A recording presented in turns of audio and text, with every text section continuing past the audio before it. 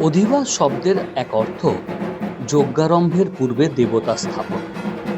কলিতে দুর্গাপূজাই যজ্ঞের স্থান অধিকার করে রয়েছে। দুর্গাপুজো করলেই যজ্ঞের ফল লাভ হয়। শাস্ত্রে দুর্গাপুজো যজ্ঞ বলেই কথিত হয়েছে। প্রতিমায় দুর্গাপূজারূপ যজ্ঞ আরম্ভের পূর্বে বিল্ববৃক্ষে দুর্গার স্থাপনই অধিবাস।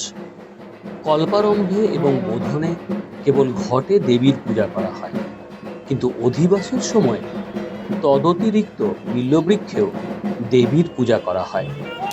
বিল্ববৃক্ষের যে ফলযুগলশালিনী শাখায় দেবীর আমন্ত্রণ করা হয়, সপ্তমীর দিন সেই শাখায় ছেদ করে নবপত্রিকার সঙ্গে সংযুক্ত করে প্রতিমার পার্শ্বে স্থাপনের ব্যবস্থা চলে আসছে।